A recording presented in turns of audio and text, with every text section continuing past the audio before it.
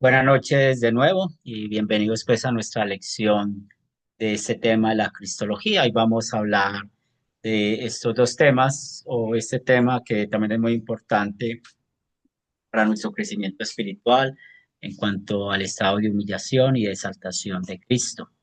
También doy gracias por su paciencia y haber cambiado el día de la clase por hoy, puesto que mañana tengo una reunión con los hermanos del sínodo, que es a esta misma hora, pero vamos a estar aquí trabajando y sirviendo.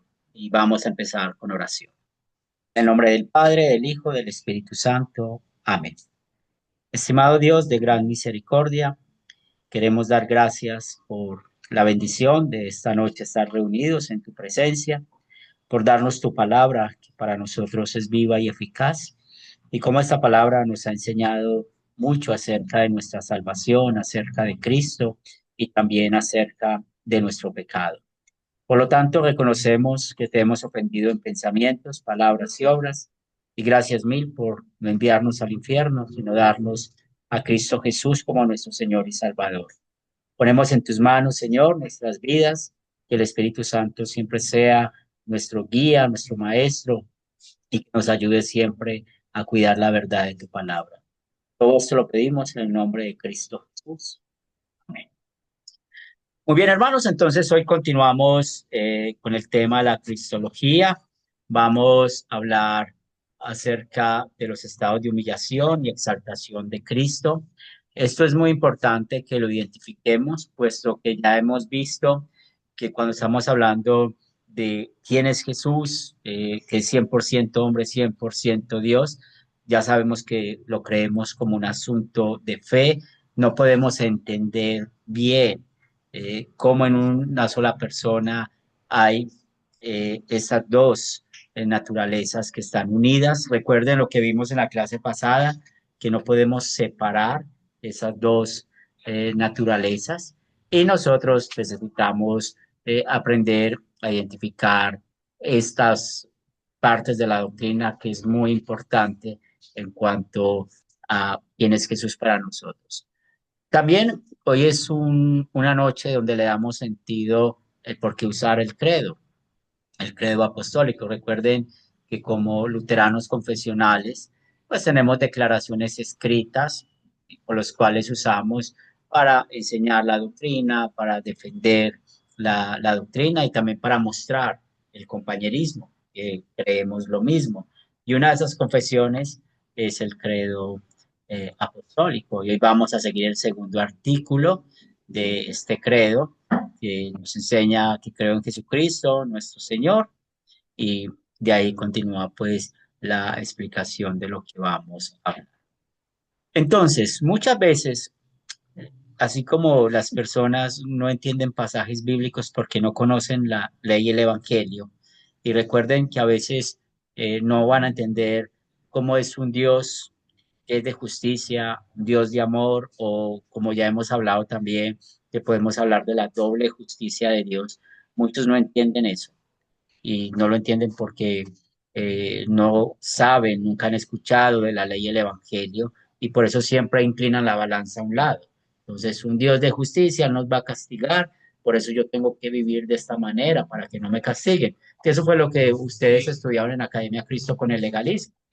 O el otro lado, que es donde van a ver muchos fariseos, donde solamente se predica el amor de Dios y escuchamos mucho de personas que hablan de esa manera. Ah, Dios, ¿cómo va a castigar a sus hijos?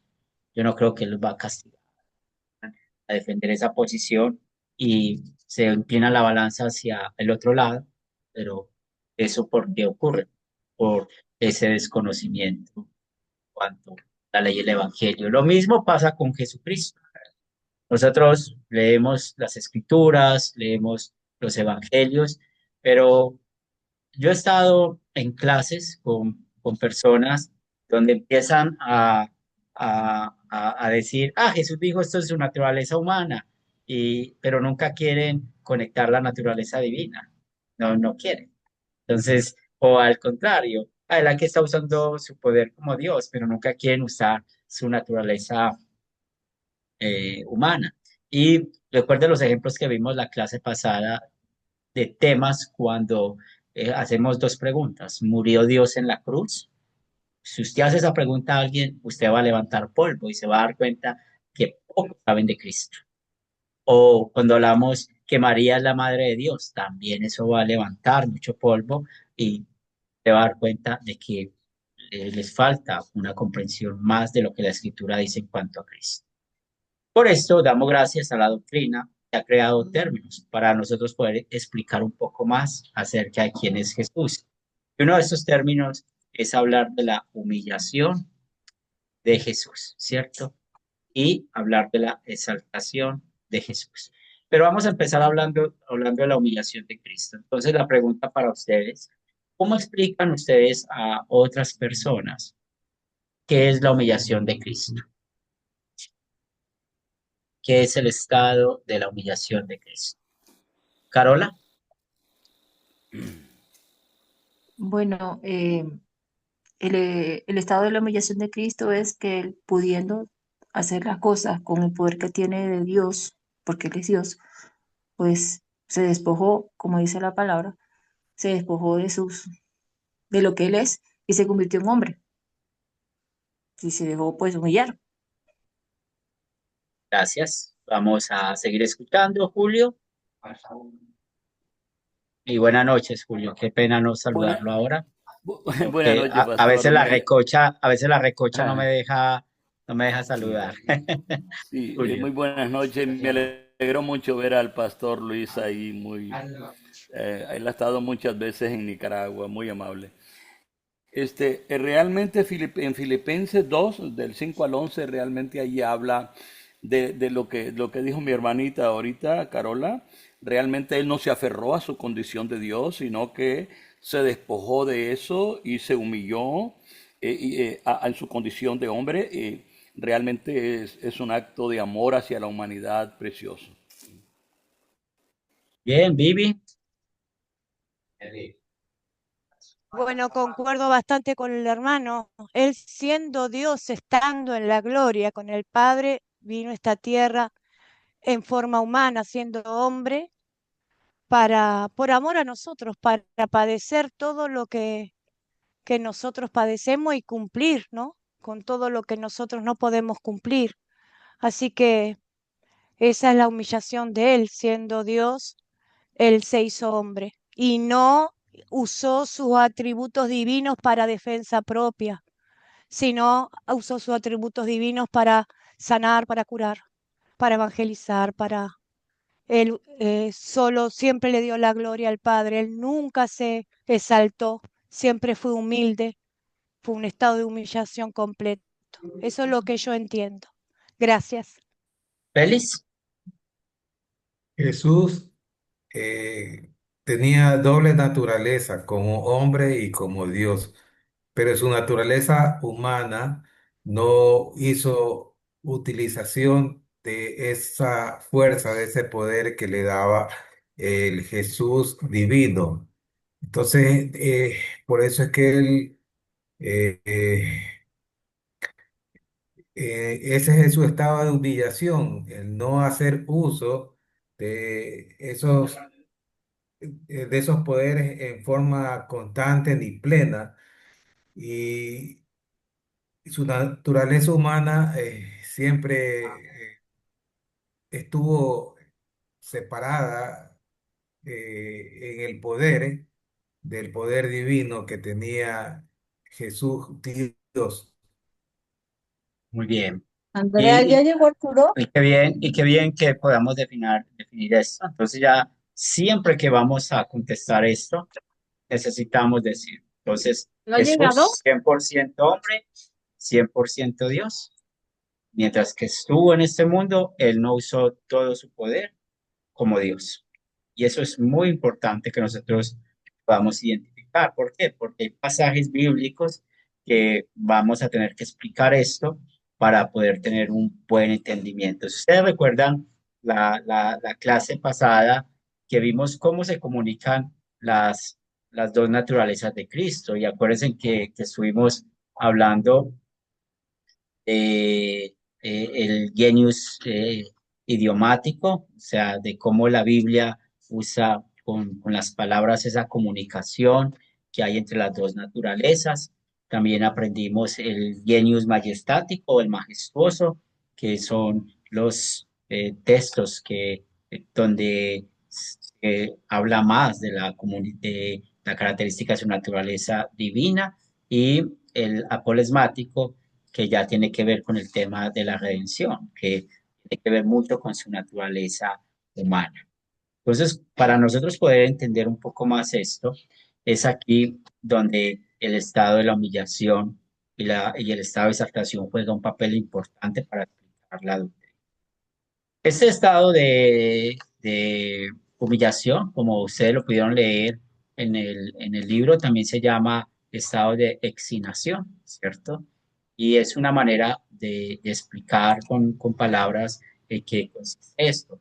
Aunque nunca usamos esos términos, porque ustedes saben que entre más sencillamente expongamos la doctrina, pues va a ser más fácil para nosotros enseñarlo o darnos a entender. Pero pero ustedes con esta palabra ya están aprendiendo acerca de que van a encontrar personas que pueden usar esos términos si ustedes saben de qué está hablando. Y por eso es muy importante que ustedes noten cómo en este curso no se habla de pasos, sino que se habla de estados, ¿cierto?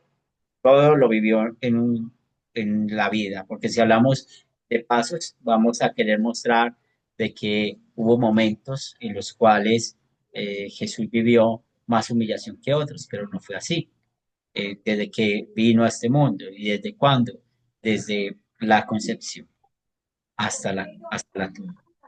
Entonces, desde la concepción hasta la tumba, Jesús siendo 100% hombre, 100% Dios, pues él no usó todo su poder como Dios. Eso es muy importante que nosotros lo entendamos. Y bueno, pues un teólogo como Pablo nos explica muy bien eso. Y recuerden que Julio citó el pasaje que tenemos de Filipenses 2, del 5 al 8. Y este texto de Filipenses, lo leemos hasta el 11, vamos a poder ver los dos estados, pero como estamos hablando ahora del estado de humillación, pues dice: haya pues en vosotros este sentir que hubo también en Cristo, el cual siendo en forma de Dios, entonces aquí él está citando que Jesús es Dios, o sea, su naturaleza divina, no estimó el ser igual a Dios como cosa que aferrarse, sino que se despojó a sí mismo tomando forma de siervo. Y nosotros, como estudiosos de la Biblia, entonces ya sabemos las dos naturalezas de Cristo. Pablo las está citando acá. Él es Dios y tomó forma de qué? De siervo, semejante a quién? A los hombres. Y aquí estábamos hablando de su naturaleza ¿qué? Humana. Pero Pablo ya explica qué pasó con esa naturaleza humana. Entonces, estando en condición de hombre, se humilló a sí mismo, haciéndose obediente hasta la muerte y muerte de cruz. Entonces, al usar esta palabra, se humilló a sí mismo, estaba mostrando Pablo este estado de Jesús. Y ya sabemos que va desde su concepción hasta su muerte. Por eso vamos a checar unos textos bíblicos que nos van a ayudar un poco a entender más en cuanto a lo que la Biblia nos enseña en cuanto a esto. Por eso, como empieza el libro, esta sección, y es muy interesante porque va al tema importante de la redención de Cristo. Entonces, ¿por qué los enemigos pudieron crucificar a Jesús?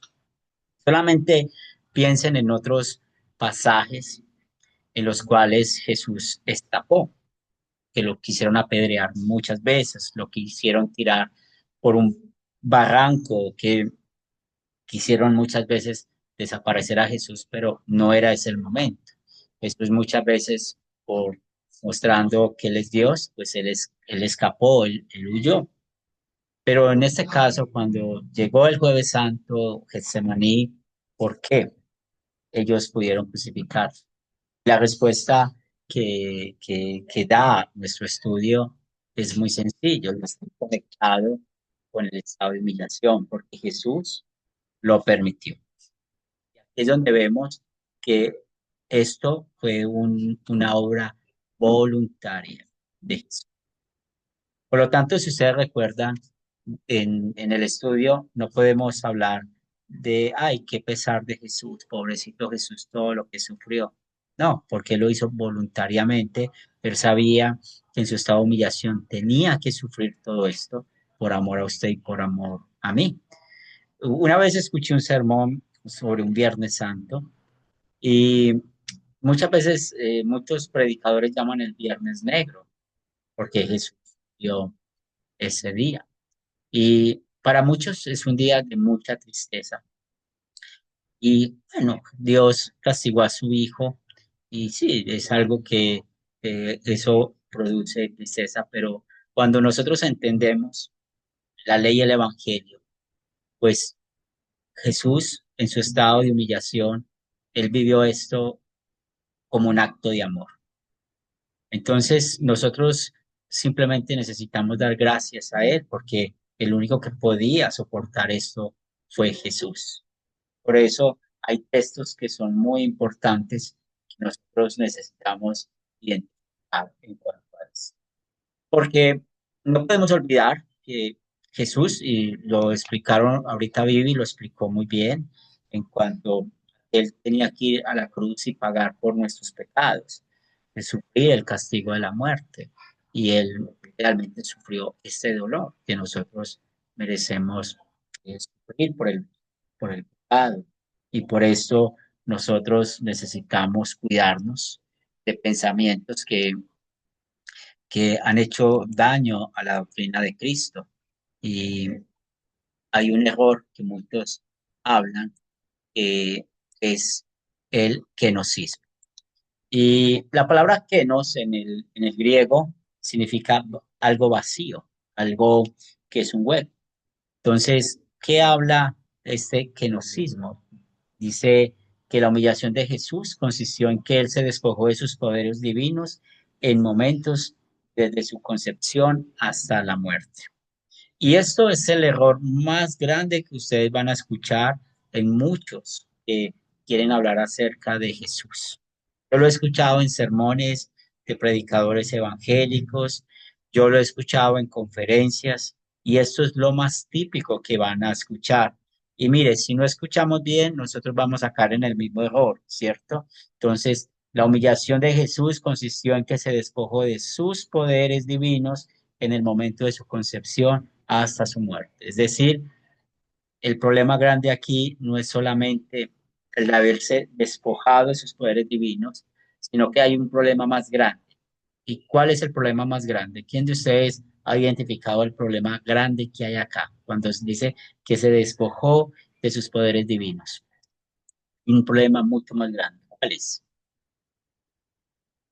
¿Vivi? El despojarse, él no se despojó, él siempre fue Dios.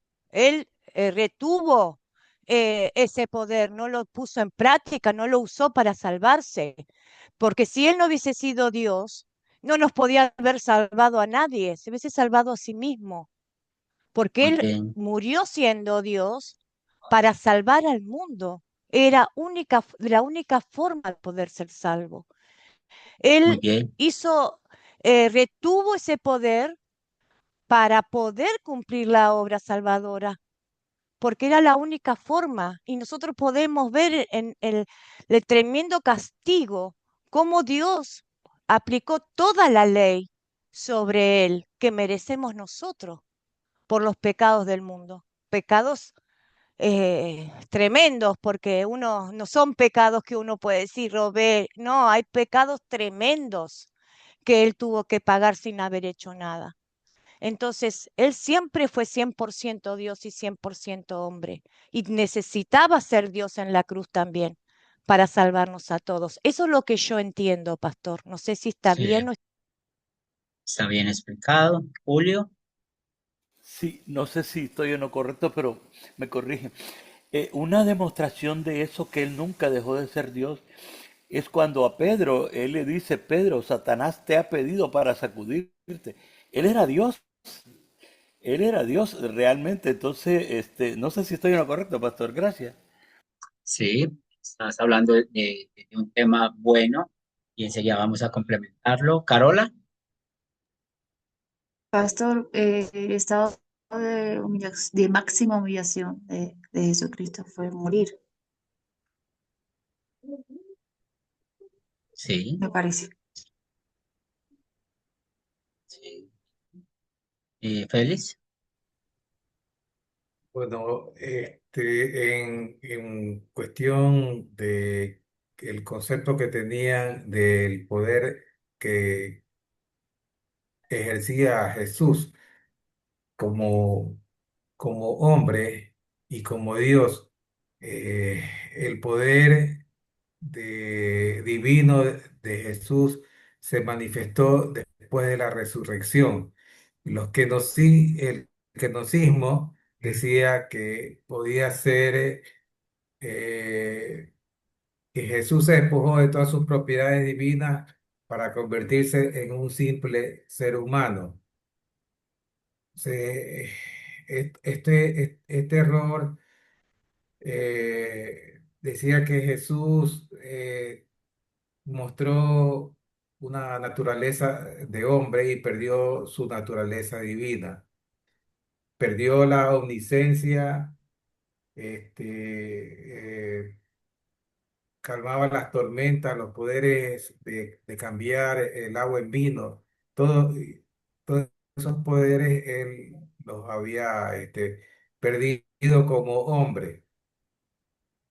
muy bien, y qué bueno que puedan identificar esos dos errores. Entonces, el primero, pues está negando la divinidad de Cristo. Y si se niega la divinidad de Cristo, pues no solamente es falsa doctrina, sino que no vamos a poder salvarnos. Y segundo, el punto que cita Julio está muy bien en cuanto a cómo usar la escritura. De las personas no usan bien la escritura y al decir esto, pues están negando todo lo que la Biblia y generalmente piensen, cuando ustedes escuchen estas cosas, ustedes pueden pensar en un testigo de Jehová, ustedes pueden pensar en un mormón, ustedes pueden pensar en iglesias unitarias que siempre están buscando eh, textos, palabras, frases que nieguen que Jesús es Dios. Y sabemos que detrás de todo esto está el diablo. Entonces, el kenocismo por sí es eso. El ejemplo que puso Félix se conoce como el kenocismo moderado. Esto, pues, realmente se atacó más la esencia de quién es Jesús al quitarle esos atributos. Si nosotros recordamos por qué creemos que Jesús es Dios, en las clases pasadas, recuerden que hablamos de todos los atributos divinos que aprendimos de Dios y realmente los tiene, con los evangelios los podemos demostrar. Y el otro enocismo, porque eso va creciendo y el diablo hace crecer más esto, es el extremo, donde dice que Jesús se despojó de todas sus propiedades divinas para convertirse en un simple humano. Y nosotros cuando escuchemos esto, no solamente quitan la esperanza, sino que ya vamos identificando qué dicen. Pero vuelvo y les digo, yo he escuchado esto de pastores evangélicos. Entonces imagínense hasta el nivel donde llegan, que casi pueden estar negando lo mismo que niega un testigo de Jehová, lo mismo que niega un mormón, que Jesús es Dios. Y nosotros por eso necesitamos tener oídos bien, bien afinados para cuando estamos escuchando esos conceptos. Carola. Pastor, yo he escuchado de los católicos que ellos dicen que Jesús es Dios y María es la madre de Dios. O sea, como poner a María superior a Dios. Entonces, Sí, pues, pues es, o sea, sí, obviamente Jesús es Dios, 100% Dios y 100% hombre. sí, Las dos, las dos sí, cosas. sí. Y ya sabemos el problema, ¿cierto? El problema, y lo Sí, estudiamos cuando hablamos del tema del pecado. Entonces, sí. cuando hablamos del tema del pecado, como el catolicismo romano, pues creó ese término, la Inmaculada Concepción de María, ¿sí? Para mostrar de que ella fue concebida también sin pecado. Y es ahí donde no solamente está la falsa doctrina, porque Entonces María tampoco tuvo pecado original al igual que Jesús, porque ahí fue donde hablamos de ese tema, del pecado original, porque Ujú, para ellos María no tuvo pecado original. Y el problema de la Iglesia de Roma, pues lo identificamos bien en cuanto al papel de María con la idolatría como mediadora. Entonces, por eso hay personas que no les gusta. La oportunidad que yo he tenido de dar clases en la Academia Cristo, cuando una vez enseñé el Dios verdadero, que habla de este tema, había un paisano venezolano que tenía ese problema. Entonces, él dijo que él dejó de ser católico romano por esto, pero cuando estaba con nosotros ya criticó la postura de nosotros en cuanto a eso. Prácticamente creo que esa fue su última clase que él estuvo con nosotros. Él dijo, yo no acepto que digan que María es madre de Dios, pero él nunca pudo entender con una fe humilde de que no estamos hablando de ujú. María, sino del mismo Jesús. Pero eso es un tema muy bueno para identificar y poder hablarlo con católicos. Vivi. Sí, el otro problema es que realmente todavía no tienen claro bien la resurrección de Cristo. Hay muchas iglesias que todavía lo tienen crucificado. Él murió. No hay una resurrección plena. Eso también es importante, que Él no solamente que está vivo, que tiene cuerpo y está vivo, y aparte tenemos la promesa que vuelve como rey ya con todo su poder para juzgar. Y el otro tema es que María, también hay una creencia que María siempre fue virgen, a pesar de haber parido naturalmente, ella siguió siendo virgen y los hermanos de Cristo eran hermanos de la vida, no eran hermanos propios. Entonces Sí. ella se casó con José, pero nunca tuvo familia. Entonces hay muchos errores, hay mucha confusión, que la verdad que es mucho, o tema, mucha tela para cortar, diría acá, para explicar y explicar. Así que gracias, Sí. pastor, por esto. Pero lo grave, nosotros podemos identificar eso con el catolicismo romano, por ejemplo, lo que habla de la resurrección. Pero lo grave es que ustedes van a escuchar de personas que se llaman luteranos y no creen en la resurrección de Cristo. Y por eso recuerden que hemos hablado de un grupo que para nosotros no deberían de llamarse luteranos, que es la Federación Luterana Mundial. Ellos están en casi todas partes y tal vez ellos son un número grande, más de grande de todos los luteranos que puedan haber en el mundo, pero ellos no tienen un control de la doctrina. Por eso es muy común ustedes poder escuchar un pastor allá niegue la resurrección de Jesús. Y yo tuve esa experiencia aquí y bueno, en Santa Marta, Luis, se me ha olvidado contar esa historia. Hay un pastor pensionado, hablo del misionero Luis porque su familia vive en Santa Marta.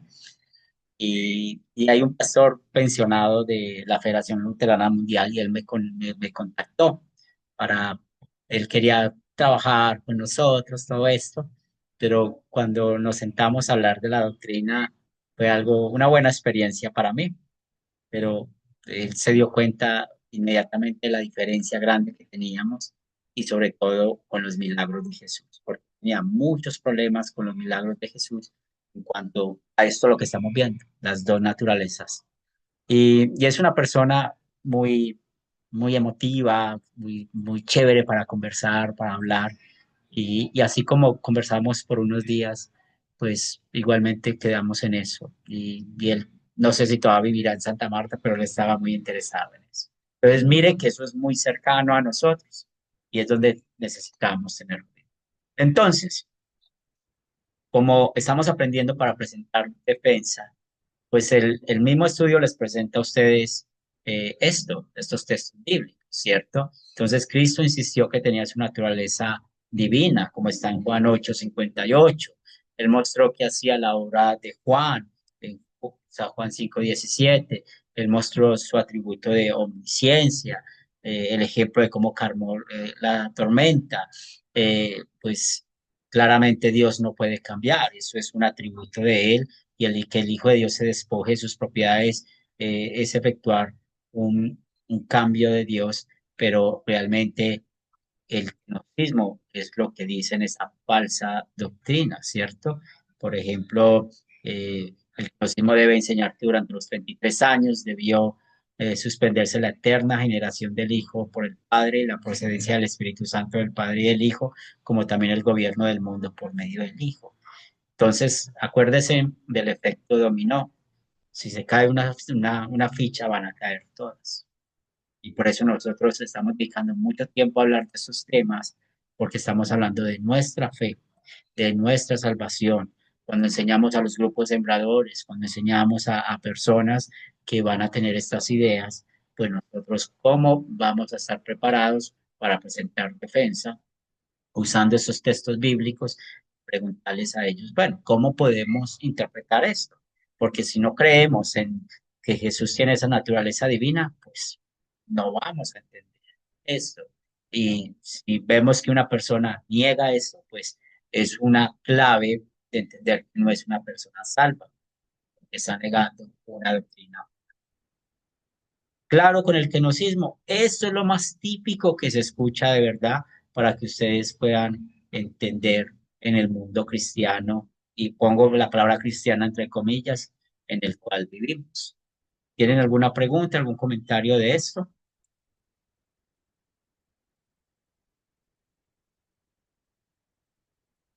Entonces, como nosotros hablamos seriamente de lo que la Biblia nos dice, y otra vez usando el credo, está hablando de la concepción por el Espíritu Santo que nació de la Virgen María. Es muy interesante también que pensemos en las cosas que hemos escuchado. Pues si yo no podemos ir más allá de lo que la Biblia dice. Muchos han querido poner ejemplos de cómo fue que María tuvo a Jesús y después quedó virgen, ¿cierto? Porque eso es un milagro de que María haya tenido a Jesús, o sea, haya concebido a Jesús, haya tenido a Jesús y luego quedar virgen, como Dios entregársela a su esposo José virgen. Pero uno a veces empieza a escuchar algunos ejemplos y hay que tener cuidado con esos ejemplos. Como yo he escuchado aún de luteranos poner el ejemplo como una, cuando se infla una bomba o una gota de agua y se pasa un alfiler y luego se puede reparar. Lo he escuchado mucho con la gota de agua, ¿cierto? Como si usted metiera un alfiler dentro de la gota de agua, luego sacas el alfiler y continúa la gota de agua. Pues a la razón, para mí funciona muy bien ese ejemplo, pero no podemos ir más allá de lo que la Biblia nos dice. Sencillamente es un milagro que viene de parte de Dios. Entonces, con eso hay que tener mucho cuidado, porque ahorita Carol habló de un tema que siempre nos va a rodear, que María siempre virgen, ¿cierto? Entonces, nosotros necesitamos simplemente por fe decir eso, pues porque es virgen, pues ya sabemos. Primero, por la profecía de Isaías 7:14, es un texto bíblico que cada uno de nosotros necesitamos saber de memoria, porque allá Isaías dice, bueno, y una virgen va a concebir. Y luego vemos en Mateo y los evangelistas como muestran que en verdad María era virgen. Y esto, cuando hablamos de la concepción del Espíritu Santo, pues ustedes, ¿cómo explican a las personas el por qué Jesús fue concebido por el Espíritu Santo? ¿Cómo lo explican?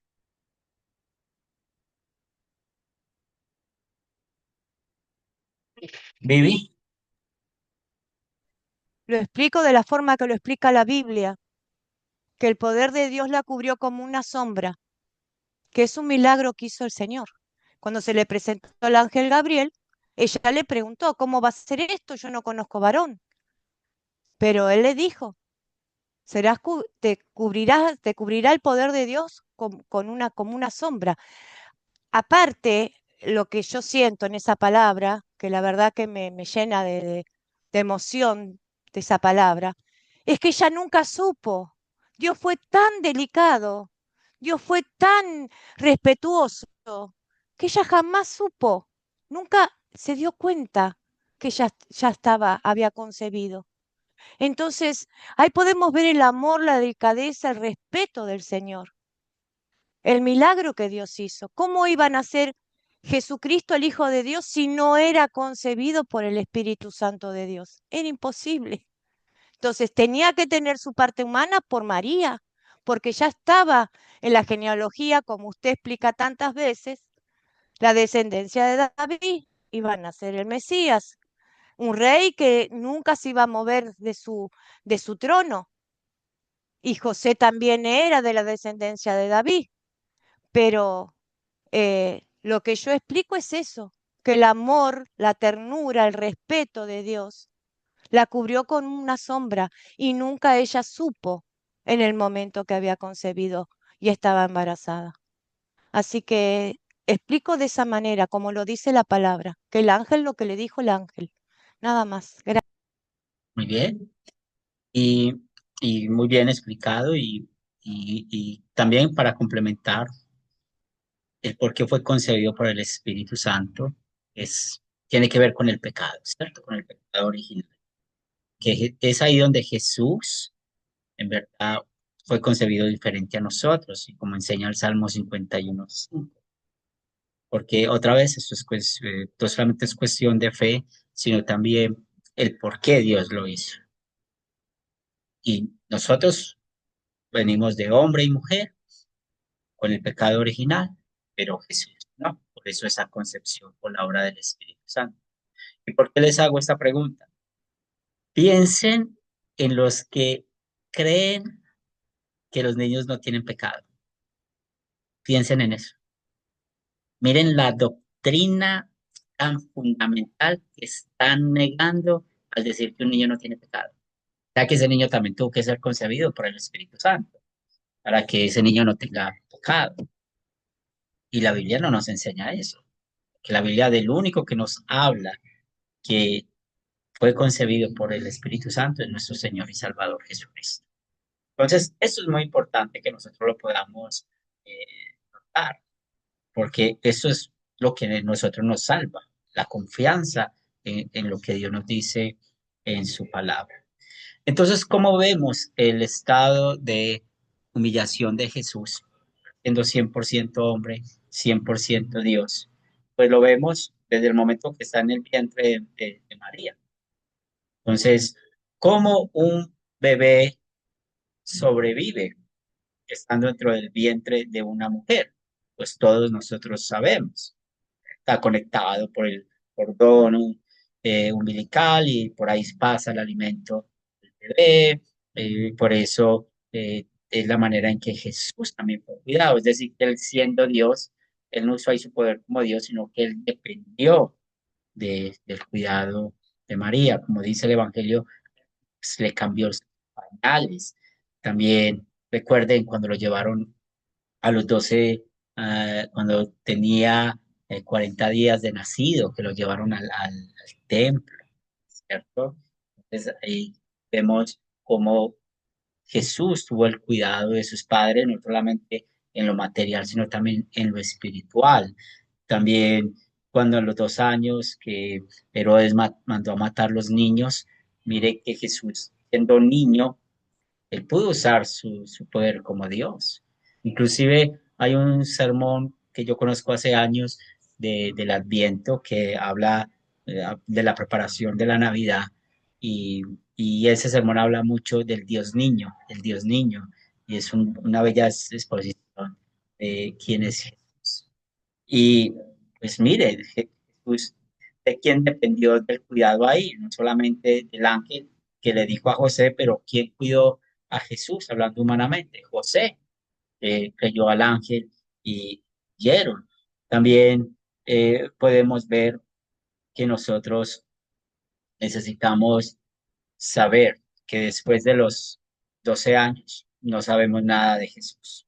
Entonces tengamos cuidado con lo que dicen los falsos maestros o los falsos libros en cuanto a eso, de que él estuvo en Egipto aprendiendo lo que hemos escuchado, magia negra, o que él fue muy diferente, pero son cosas que vienen del diablo. Sencillamente, ¿qué dice la Biblia?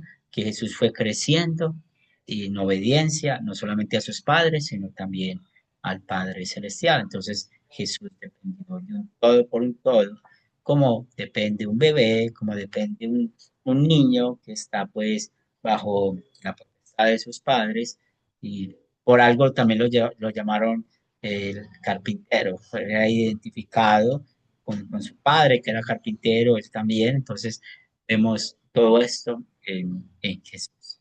Por eso también entiendan esto. Era tan difícil para muchas personas y gracias a Dios a usted y a mí no nos tocó ese tiempo, que aparezca un vecino con el cual estamos jugando, compartimos, y después el vecino empieza a decir, yo soy el Mesías, yo soy el Cristo. Pues yo también hubiera hecho como los hermanos de Jesús. Diría que él estaba loco. Yo no hubiera creído en él. ¿Y por qué? Porque vemos que era una persona común y corriente, pero ya sabemos que su esencia era sin pecado, porque era un niño que también es Dios. Es muy importante que podamos entender esto. También, de nuevo, tengamos cuidado con el nacimiento virginal del Espíritu de Cristo, que también a veces hay explicaciones que es mejor no compartir. Una nota de versiones de Biblia, de Isaías 7:14. Generalmente todas las versiones traducen como virgen, pero a veces hay versiones que traducen como doncella, pero la palabra doncella tiene otro significado a veces en el español. Entonces hay que tener mucho cuidado con esas versiones porque a veces esas versiones son hechas por personas o por grupos que quieren defender cierta doctrina, y muchas veces lo usan para defender de que María no era virgen. Y eso ha pasado, eh, eh, unas que usan eso. Por eso hay versiones que es bueno que ustedes las conozcan. Hay una que se llama la Peshita, y eso pues dicen que son muy fieles al hebreo. Versiones como esas usan esos términos, pero cuando usted ve quién está detrás de las versiones, son personas que no creen que Jesús es Dios, fue concebido por el Espíritu Santo. Entonces, hay que tener mucho cuidado con las palabras. ¿Se acuerda lo que vimos en las primeras clases del fundamento de las escrituras, dejar que ellas se interprete a sí misma? Las palabras hay que ponerle mucho cuidado, porque a veces hay versiones que dan eh, malas interpretaciones. También en cuanto a la vida de Jesús, ya sabemos que en cuanto a su niñez no sabemos nada, y Lucas capítulo 3 versículo 23 nos dice que Jesús cuando empezó su ministerio tenía 30 años. Luego Pablo nos explica en los Corintios de que él se hizo pobre, o sea, la manera en que Jesús vivió. Él, como vemos, hay textos bíblicos de que él tenía hambre, él tenía sed, él realmente pues él vivió muchas cosas como las vivimos nosotros. Nosotros, hablando materialmente, somos más ricos que Jesús. Tenemos un techo, él no tenía dónde recostar su cabeza, como lo explicó, y todo esto lo hizo pues en su estado de humillación. También es muy importante de que hay textos donde estudiamos la clase pasada, que Él es también creador y sustentador, pero Él da la gloria al Padre por eso. También hay un texto en Lucas donde se muestra que Jesús fue apoyado en las ofrendas de las mujeres, y también podemos ver de que Él, siendo creador del mundo, el mundo lo rechazó, y también cómo fue Él llevado a la cruz, porque siempre me premiaron. Como él decía, yo soy Dios, el Hijo de Dios, Dios mismo, nunca ellos quisieron creer en eso. Por eso es muy importante que en la vida de Jesús también podamos ver que él, siendo 100% hombre, 100% Dios, no usó todo su poder como Dios, pero también hizo milagros. Sanó enfermos, resucitó muertos, expulsó demonios, y se abstuvo de usar poderes para responder a sus enemigos. Entonces, es muy importante esto cuando nosotros tenemos historias bíblicas.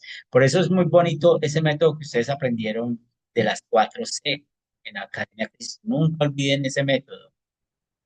Tanto que casi todos usamos ese método para nuestros sermones. Tanto que es muy importante porque cuando tenemos bien claro este método, podemos identificar todas estas cosas. Un tema de, de calmando la tempestad. Entonces, las preguntas nos pueden llevar a eso. Pues, ¿dónde vemos el amor de Dios acá? Tenemos la respuesta. ¿Y qué mejor respuesta que poder mostrar Jesús siendo 100% hombre, 100% Dios? Él no usó todo su poder como Dios, pero la Biblia nos muestra que en oportunidades, pues Él usó esas propiedades siendo Dios. Entonces aquí está el genius majestático o el genius de majestad, ahí está, para poder actuar. La comunicación de las dos naturalezas, cómo se comunicaron entre sí. También dentro del credo apostólico vemos la parte de que él sufrió bajo el poder de Poncio Pilatos, crucificado, muerto y sepultado. Entonces ya sabemos que esto, primero que todo, fue profetizado en el Antiguo Testamento. Segundo, podemos ver su actitud en Getsemaní, es a quien buscan. Y vemos que Jesús sencillamente se entregó. Él dijo, luego él tuvo juicio, el Sanedrín, pero resulta que en la época de Jesús, los líderes religiosos no podían eh, condenar a nadie a muerte. Aunque ellos a veces podían abusar de eso, supuestamente usando las leyes ceremoniales que ellos creían y castigaban a personas por adúlteras, por todas las cosas que nosotros sabemos. Pero en sí, Roma era el único que podía condenar a muerte a una persona. Y por eso él tuvo que ser llevado ante Herodes, ante Pilatos. Él tuvo que ser llevado allá para que lo pudieran declarar como un culpable. Pero, ¿qué hizo Jesús en todo este momento? Ahí vemos su humillación. Él no usó todo su poder, él sencillamente guardó. Es verdad, los clavos que pusieron a Jesús, eso pudo doler. Yo tuve un accidente en este dedo empezando la clase con ustedes, todavía no me he curado del todo y prácticamente el dedo se estalló, me cayó una reja en esto y mucho dolor. Yo me imagino a Jesús en sus manos, con clavos, como sus pies se traspasaron con clavos. Él sufrió todo ese dolor verdaderamente. También, pues como fue humillado. Si eres el Hijo de Dios, bájate. Cómo vivió su agonía, cómo él en verdad vivió el peor castigo. Dios mío, ¿por qué me has desamparado? Es ahí donde Dios abandonó a Dios, donde Jesús estaba sufriendo el castigo del infierno por nosotros. Y tengan en cuenta esto porque en la próxima clase vamos a hablar del estado de exaltación de Jesús y podemos ver que él realmente murió. Su alma se separó de su cuerpo. Y también recuerden que él no tenía un lugar donde sepultarlo. Y bueno, damos cuenta de la historia bíblica que pasó con José de Arimatea. Y eso es lo que teníamos para esta noche, hablando del estado de humillación. La próxima clase vamos a hablar del estado de exaltación, que es muy interesante que le dediquemos buen tiempo a esto. ¿Por qué? Porque es donde necesitamos nosotros como estudiosos de la Biblia poder dar un buen explicación a los hermanos o a quien tenga dudas en cuanto a esto. ¿Preguntas, comentarios? Muy bien, entonces vamos a marcar hasta acá. Hemos completado nuestra hora de estudio. El próximo jueves terminamos con esta sección. Y bueno, vamos a pedir a nuestro hermano invitado, a Pastor Luis, para que nos despida con oración, por favor.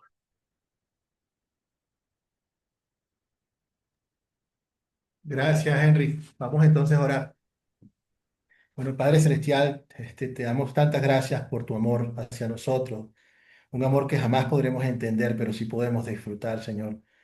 No podremos entender cómo tú en la perfección tú te pudiste despojar de forma voluntaria y viniste a servirnos a nosotros, Señor, a tomar el sufrimiento que nos merecíamos cada uno de nosotros. Pero esa exaltación, Señor, muestra el profundo amor. Muestra nuevamente lo grande que tú eres. En la cruz se muestra tu gloria completamente, tu justicia y tu amor en un solo acto para salvarnos. Gracias, Padre. Permite que este acto también nos permita a nosotros tener la misma actitud que tuvo tu Hijo Jesucristo, en la cual nosotros, Señor, nos sometemos directamente a ti y podemos también servir a todos tus hijos. Ayúdanos a crecer en la palabra, Señor, en esta actitud y también, bueno, protégenos contra todo mal, también a nuestra familia. Envía una doble porción de tu Espíritu Santo para que cada día, Señor, podamos crecer para la gloria de tu nombre. En el nombre de Cristo Jesús. Amén. Amén. Amén. Amén. Bien, Amén. hermanos. Gracias por estar aquí. Amén. Dios les bendiga. Seguimos en Amén, contacto. amén. Bendiciones a todos. Bendiciones, Bendiciones. Pastor Luis. Bendiciones. Hasta luego. Gracias por la Bendiciones. oración. Nos vemos el jueves si Dios quiere. Bendiciones. Saludos a todos. Hasta luego, Pastor Juan. Saludos. Bendiciones. Buenas noches a todos. Buenas Dios los noches. bendiga. Hasta la próxima. Hasta la próxima. Bendiciones.